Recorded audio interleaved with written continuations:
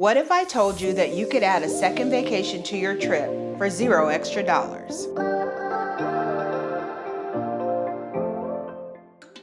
Last year, I flew from Los Angeles all the way to Cape Town, which was a massive journey. But instead of doing it in one stretch, I decided to break it up with the Turkish Airlines Stopover Program. I ended up with 2 free nights in Istanbul, and honestly, it felt like 2 vacations for the price of 1. Let me walk you through how it works and a few mistakes that almost ruined my first day. If you're planning this for 2026, learn from my sleep-deprived experience. You guys know I'm a regular in Cape Town. This was actually my 6th trip back. But this time I added something new, my first visit to Durban and a vacation before the vacation in Istanbul. 72 hours is definitely not enough. Here's how it went. I flew from LAX to Cape Town with an Istanbul stop. Be careful with your flight times. I left LAX at 1 p.m. thinking I'd land at noon the next day and hit the ground running. My mistake? You can't sleep on a 1 p.m. flight.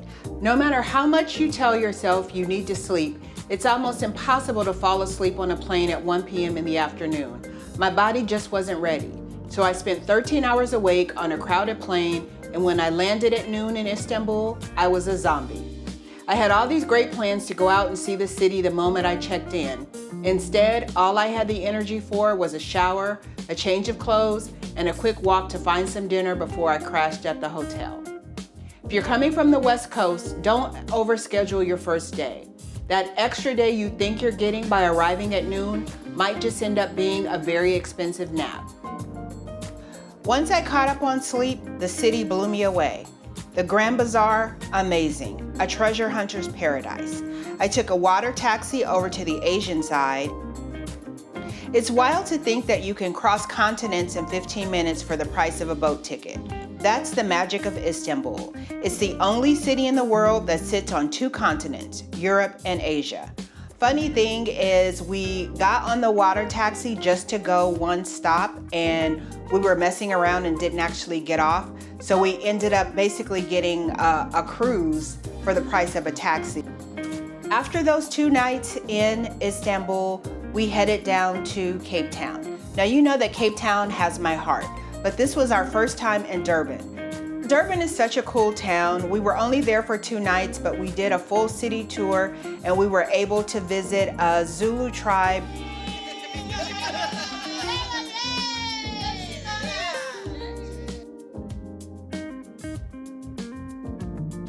It works pretty simply. From the Turkish Airlines homepage, you select stopover in Istanbul. You select your flight out, your departure flight. I wanted to arrive in Cape Town on Friday the 26th. That's the day that the group was meeting us there. So we actually left from Los Angeles on Monday the 22nd, again, so that we would basically have 2.5 full days in Istanbul. We actually were able to fly back from Durban because technically you're booking 2 one-way flights. So we flew back from Durban to Los Angeles on October 3rd. You then select whether or not you want to do the stopover on your departure or on your return.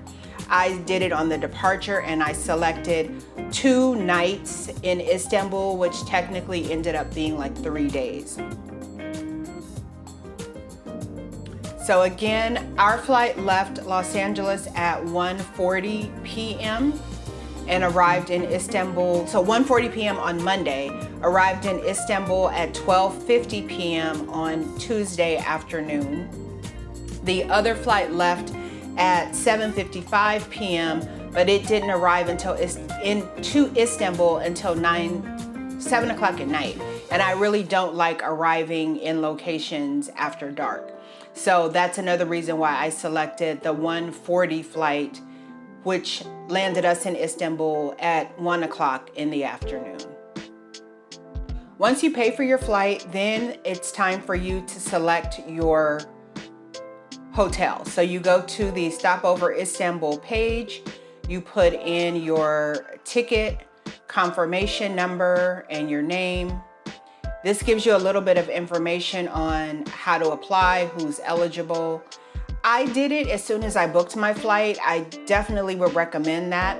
My business partner, Norma, we booked her flight like a day later. And by the time we went to book her flight, the hotel was no longer available. And she ended up having to call them directly to see if we could get them to change or get them to give her a voucher for that hotel. So if you're traveling with someone else and you're booking on separate reservations, just make sure you do it as close to each other as possible, because if not, you risk not being able to book the same hotel. Once you're in, the site gives you the option of all of these different hotels. And so what I did was I went to Google Maps and I looked at the location of the hotels in regard to what else was going on in the city and the other stuff that I wanted to do. Of course, I looked at the reviews, I looked at the rooms, and then I selected the Mövenpick Istanbul hotel. It just looked the nicest, really. It was a really, really beautiful hotel, and it was right across the street from a train station, and so it was just in a really good location. It was a little bit outside of the city center of the old town, but everything was fully accessible by public transportation, and it was really, really easy to get around. So once you select your hotel, you're actually emailed a voucher for the hotel, and I think I got a confirmation directly from the hotel as well. If you're flying Turkish Airlines, I would definitely recommend the stopover. Just know that 72 hours will leave you wanting more. I'm already planning how to get back for a longer stay. Despite the crowds and the jet lag, the stopover was definitely worth it. Just be realistic about your energy levels. If you've done this route, did you manage to sleep on a 1 p.m. flight? Tell me your secrets in the comments. Even though you're only comped 2 nights in the hotel, you're actually allowed to stay in Istanbul for up to 7 days. So if you're willing to front the cost of the hotel for those few extra nights, it's 100% worth it. It's a great way to see more of the city without losing the free benefit of the first 48 hours. There are a few other airlines that offer a similar type of stopover program. Emirates, for example, you're able to stay 1 night in a hotel as long as you have a layover, I think, of at least 8 hours.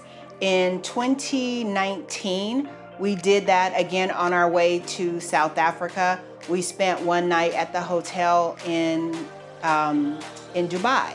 But I can honestly tell you that trip wasn't my favorite. I actually never left the hotel. I was so exhausted by the time I got there. I just slept, ate my free food at the hotel, and the next thing we knew, it was time to board to head straight to Cape Town. So next up for me, I just signed up for the Frontier Go Wild Pass. So I'm really excited to see what kind of last minute adventures I can get into and how it's gonna be flying Frontier, because I've never flown with them before. So thanks again for joining me, and I'll see you on the next one. Bye.